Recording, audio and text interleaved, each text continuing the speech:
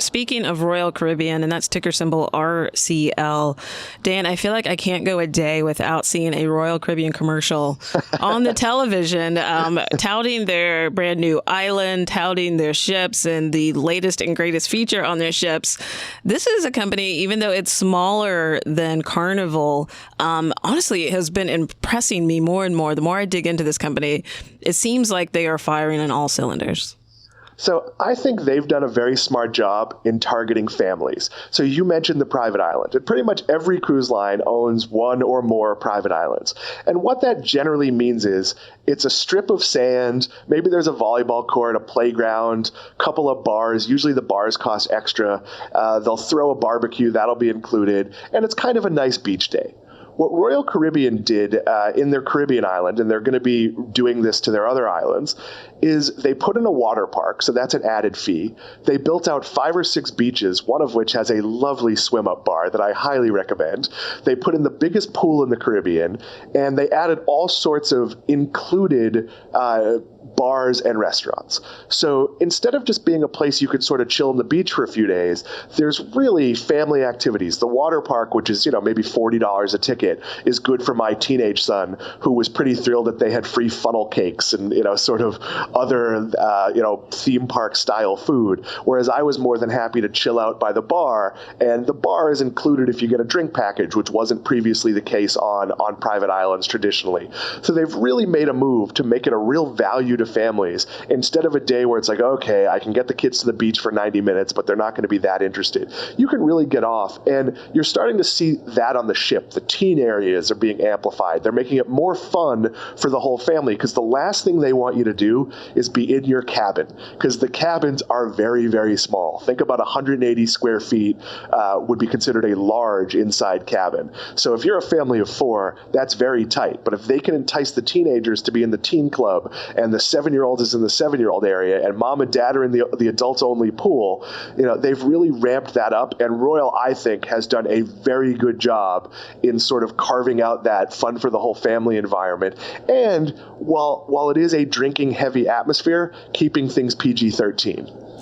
And as a result, all the focus on really the onboard entertainment, and even with the private island, bookings have hit record levels consistently. Occupancy level ticked up for the 3rd straight year, rising to 109% from 108%.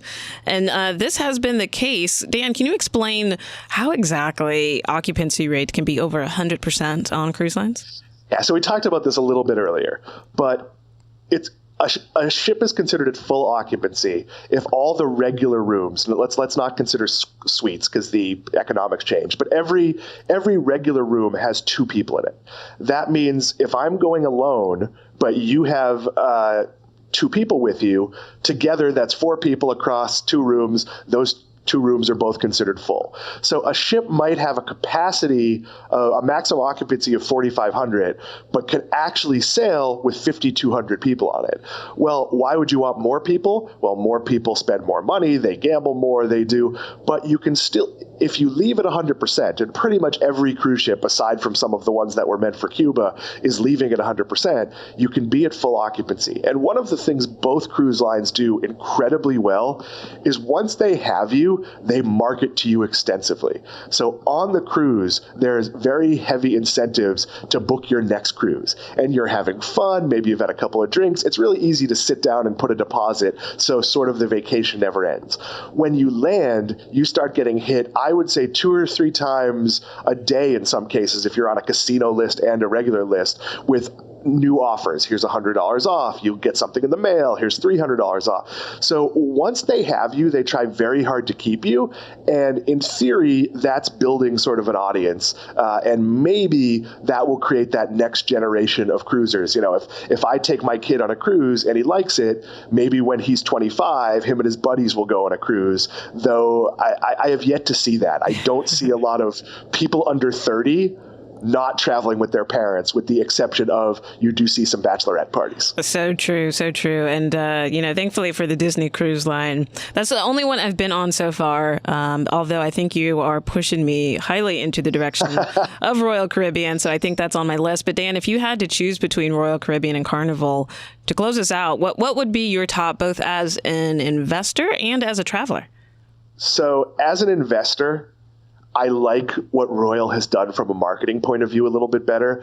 I think they've staked out a very unique place as sort of fun for the whole family, whereas Carnival has just sort of a vague branding. And as a casino patron, Royal paints it as very glitzy, even though they're not. They're $10 a hand blackjack tables. And Carnival's casino mailing is like a caricature of an old lady. She sort of looks like the shoebox greetings old lady. And I don't know who that's appealing to, because if I was that age, I wouldn't want to be depicted as sort of a caricature. But also, that's not very appealing to me as a 45-year-old.